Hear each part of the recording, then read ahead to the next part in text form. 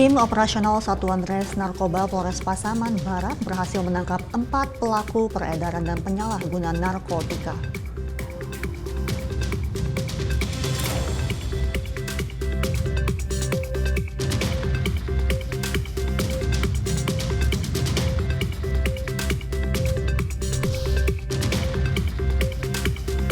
Kakor Lantas Polri turun langsung ke lokasi kecelakaan bus yang membawa rombongan siswa SMK asal Depok yang terguling di Kecamatan Ciater, Kabupaten Subang.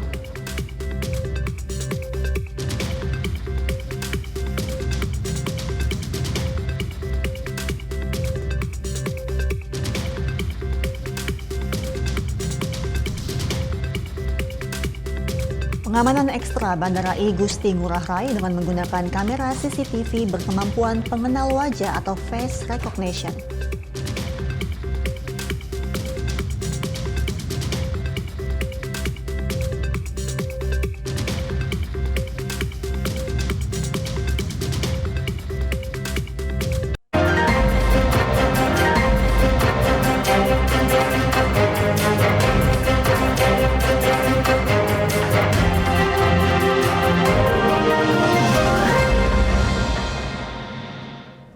Selamat sore pemirsa, Presisi Utama kembali hadir edisi Senin 13 Mei 2024.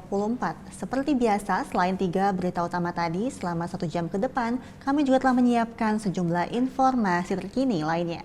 Bersama saya, Mentari Tanzil, inilah Presisi Utama selengkapnya.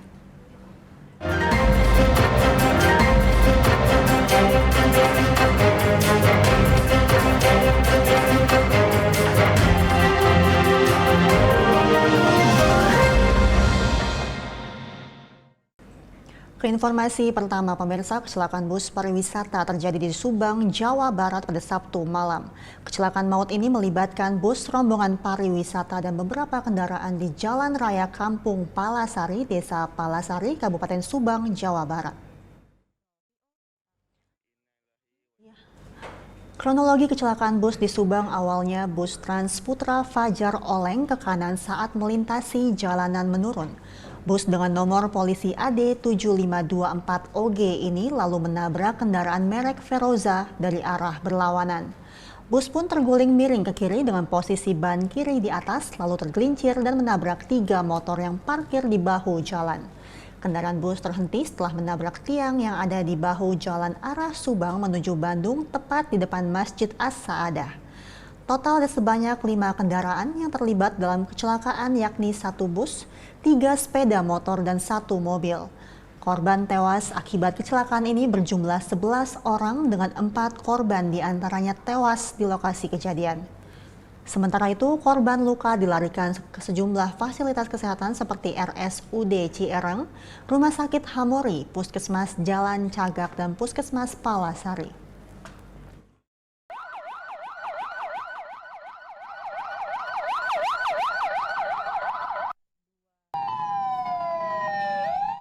Sementara itu, Kakor Lantas Polri Irjen Pol Aan Suhanan turun langsung ke lokasi kecelakaan bus yang membawa rombongan siswa SMK Lingga Kencana asal Depok yang terguling di Kecamatan Ciater, Kabupaten Subang.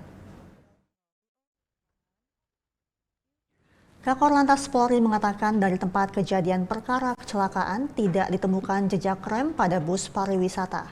Hingga saat ini kepolisian tengah memfokuskan untuk menyelidiki penyebab insiden kecelakaan, apakah memang rem yang tidak berfungsi atau pengemudi yang mengalami panik.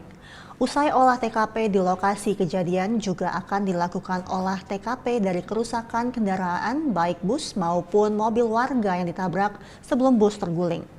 Kakor Lantas mengungkapkan bahwa pihaknya akan melakukan pemeriksaan terhadap para saksi untuk memastikan penyidikan selanjutnya. Setelah meninjau lokasi TKP kecelakaan, Kakor Lantas mengunjungi RSUD Subang, tempat korban kecelakaan dirawat. Irjen Pol Aan Suhanan juga menyampaikan duka cita atas kecelakaan bus yang mengangkut rombongan siswa SMK Lingga Kencana asal Depok.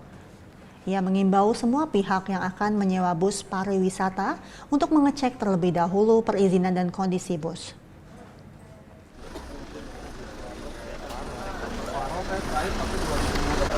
Jadi kalau kita lihat dari TKP yang ada, ini tidak ada jejak rem dari bis tersebut, ya.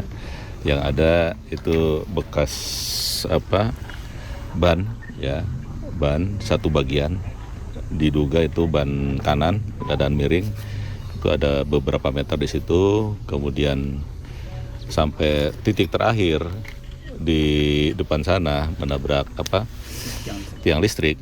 Ini tidak ada jejak rem sama sekali. Artinya ini perlu kita selidiki, ya, kenapa tidak ada jejak rem, apakah remnya tidak berfungsi atau pengemudi panik dan sebagainya. Ini perlu kita selidiki. Maka kita olah TKP di sini nanti sampai tuntas, ya. Setelah olah TKP di sini kita akan olah TKP dari kerusakan kendaraan, baik itu kendaraan Daihatsu Verosa, ya, kendaraan bis. Nanti di situ akan kelihatan, ya, dari bekas tumburan akan kelihatan kecepatan daripada bis tersebut, ya. Seberapa kerusakannya nanti dari tim kita akan memeriksa tingkat kerusakan. Nanti akan disimpulkan di situ kecepatannya, ya. Kemudian nanti juga akan kita libatkan ahli, ya, untuk memeriksa teknis kendaraan, apakah fungsi pengereman berfungsi atau fungsi-fungsi yang lain, itu akan diperiksa oleh ahli. Kemudian juga kita akan periksa dari APM, ya, dari bis tersebut. Nanti itu juga ada ahlinya di sana. Kita akan periksa bagaimana kondisi dari kendaraan tersebut, ya. Nanti dari hasil penyelidikan semua kita akan simpulkan, kita akan gelar. Kalau memang itu ada peristiwa kecelakaan dan layak untuk dinaikkan ke penyidikan, kita akan tingkatkan dari penyelidikan ini ke penyidikan, ya. Kita akan menentukan tersangka. Beralih ke informasi lainnya, Polres Lombok Tengah menggelar konferensi pers terkait dengan perkembangan kasus penemuan mayat di Kecamatan Pujut dan pengembalian barang bukti hasil tindak pidana ke pemiliknya. Konferensi pers dipimpin langsung oleh Kapolres Lombok Tengah AKBP Iwan Hidayat. Siang ini kita akan melaksanakan pengembalian barang bukti hasil kejahatan kepada pemiliknya. Yang akan kita kembalikan adalah beberapa unit sepeda motor, satu buah mesin cuci, satu buah mesin parut kelapa, dan satu buah kulkas. Yang kedua, untuk kasus kejadian bunuh diri di Pujut, kita menginformasikan hasil otopsinya begini. Dugaan gantung diri. Tapi kejadian itu tidak menutup kemungkinan berkembang. Itu hasil otopsi. Jadi saya siang ini meluruskan bahwa penemuan mayat itu masih proses kita kembangkan. Jadi saya tegaskan tidak benar bahwa kita meng-SP3 akan menghentikan kasus itu. Kita masih bekerja, mohon doanya untuk mencari petunjuk-petunjuk baru dan alat-alat bukti baru yang mengarah ke pembunuhan. Salah satu upaya kita adalah melakukan digital forensik. Yang kedua, masalah pupuk sudah tahap 1. Yang ketiga, masalah penyalahgunaan bansos beras. Terkait hal ini, kita juga sedang melaksanakan pemeriksaan semua pihak. Di Desa Pandan Indah, terus saya gabung jadi satu di Desa Barabali, semua sama. Bermula dari laporan masyarakat. Ini kita jerat kasus tipikor yang kita jerat di Desa Barabali dan di Desa Pandan Indah.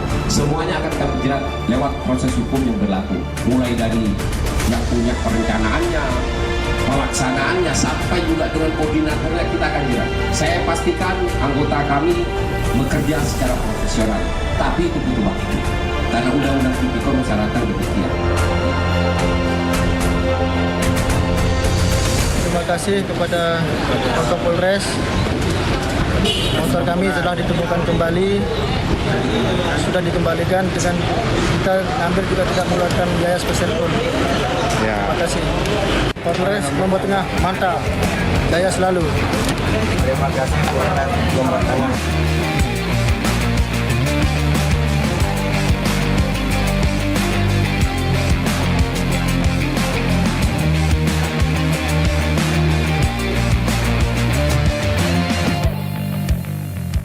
Sementara itu, Satuan Reserse Kriminal Polres Bangli berhasil ungkap 2 kasus tindak kriminalitas yang terjadi di daerah hukum Polres Bangli.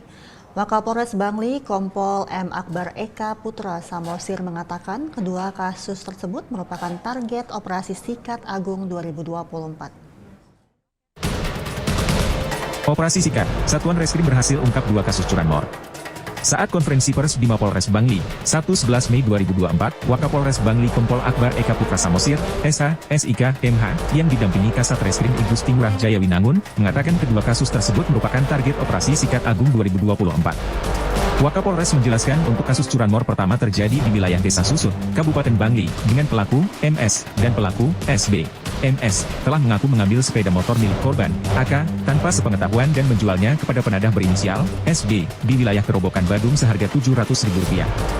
Untuk MS, dikenakan pasal 362 KUHP dengan ancaman hukuman 5 tahun penjara, sedangkan untuk penadah yang berinisial, SB, disangkakan pasal 480 KUHP dengan ancaman hukuman selama 4 tahun penjara. Sementara itu kasus curanmor kedua terjadi di wilayah Desa Songan B Kintamani yang dilakukan oleh pelaku berinisial, INS. Pelaku mengaku mengambil sepeda motor korban, IWP, di rumah korban memanfaatkan kunci yang tercantol di motor korban. Pelaku yang juga merupakan residivis ini membawa kabur motor tersebut ke wilayah Desa Las Buleleng. Pelaku, INS, ini disangkakan pasal 362 KUHP dengan ancaman hukuman 5 tahun penjara.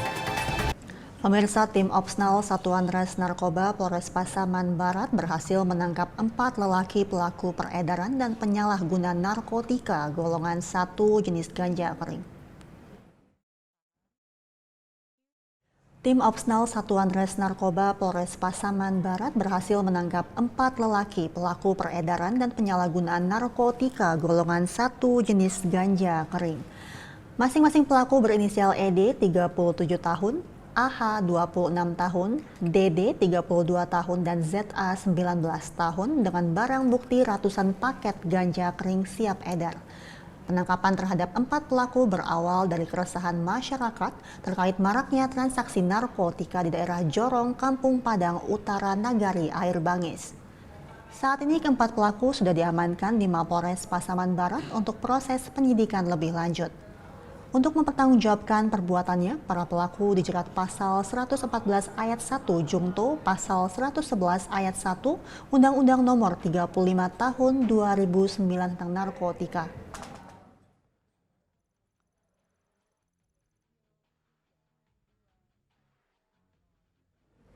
Sementara itu, Satres Narkoba Polresta Balikpapan tangkap seorang ibu rumah tangga yang kedapatan menjual narkotika jenis sabu. Puluhan paket sabu berhasil disita dari pelaku. Seorang ibu rumah tangga berinisial SC, 33 tahun, ditangkap Satres Narkoba Polresta Balikpapan usai kedapatan mengedarkan narkotika jenis sabu. Pengungkapan bermula saat petugas terlebih dahulu menangkap seorang pembeli berinisial U. Saat dilakukan interogasi, U mengaku mendapatkan barang dari SC. Saat dilakukan penangkapan dari tangan SC, petugas amankan narkotika jenis sabu sebanyak 67 paket siap edar atau 33,55 gram. SC mengaku dapatkan barang haram tersebut dari seorang bandar di kawasan Gunung Bakaran berinisial J yang saat ini menjadi DPO. Untuk diketahui, sabu yang dijual cukup bervariasi antara 200 hingga 300 ribu per paket. Atas perbuatannya, SC sudah ditetapkan tersangka dan diancam hukuman minimal 5 tahun penjara.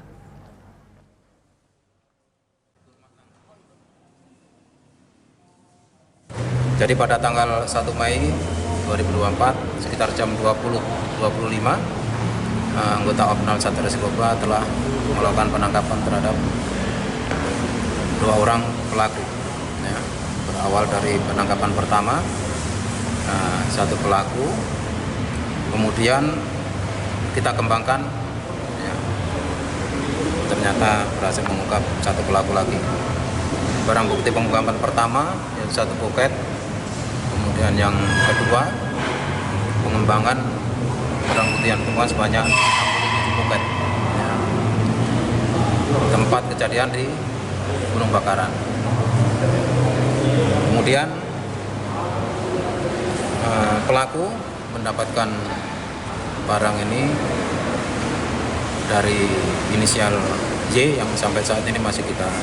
Sementara itu, Ditres Narkoba Polda Sultra menangkap 3 orang tersangka tindak pidana penyalahgunaan narkotika jenis sabu serta temuan barang bukti ganja. Ketiga tersangka berinisial AR, AA, dan ES diamankan pada bulan April 2024 dengan TKP dan modus operandi yang berbeda-beda. Hal ini diungkap Dir Narkoba Polda Sulawesi Utara AKBP Ardianto Tejo Baskoro ketika konferensi pers pengungkapan tindak pidana narkotika di Aula Direktorat Narkoba Polda Sultra. AKBP Ardianto menjelaskan tersangka AR bergerak dengan modus operandi dikendalikan dari dalam lapas oleh seseorang untuk mengambil sabu. Dari tangannya petugas mengamankan sabu seberat 1.000 gram dan dari tersangka AA sebanyak 57 gram sabu. Sementara tersangka ES merupakan gudang sekaligus kurir, diamankan barang bukti sebanyak 1.566 gram.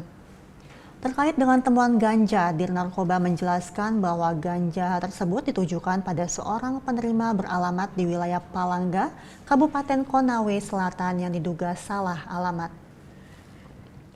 Sementara barang bukti ganja yang diamankan berjumlah 2.890 gram.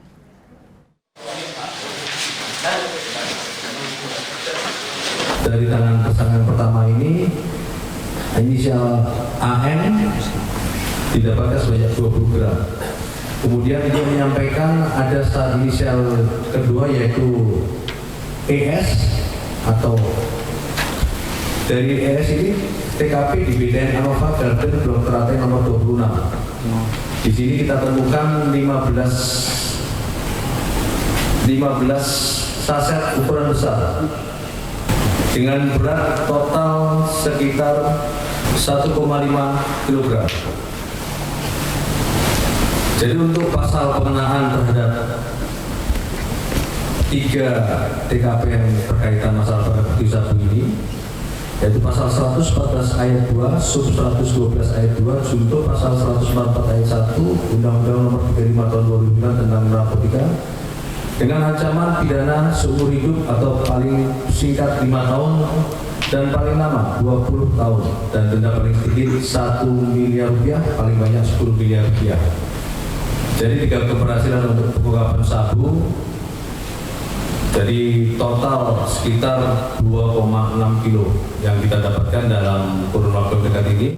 Sementara itu pasangan suami istri berinisial S dan Avi ditangkap anggota Satres Narkoba Polresta Sidoarjo pada 17 April 2024 ketika sedang meranjau sabu di depan minimarket kawasan Bangsri, Sukodono, Jawa Timur.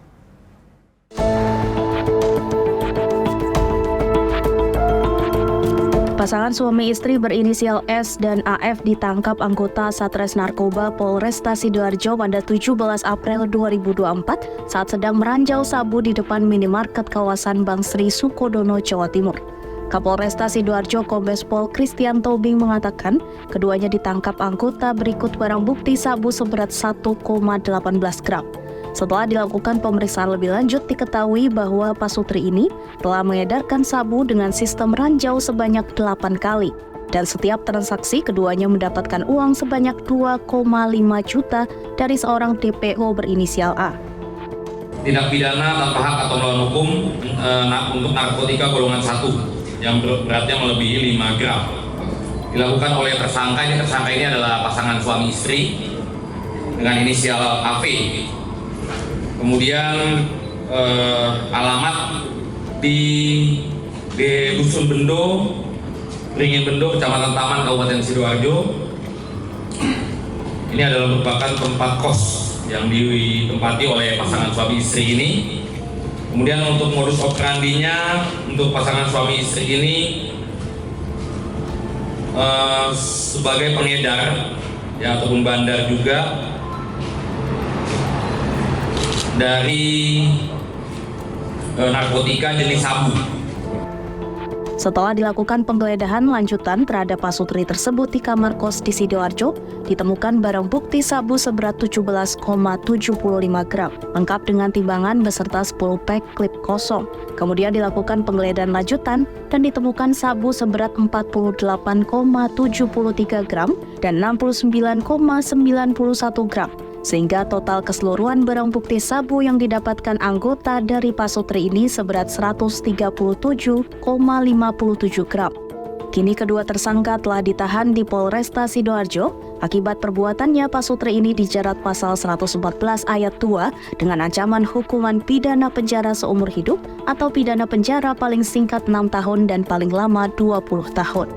Dari Humas Polresta Sidoarjo, Polda Jawa Timur melaporkan untuk Polri TV. Pemirsa, kami akan segera kembali usai jeda berikut ini.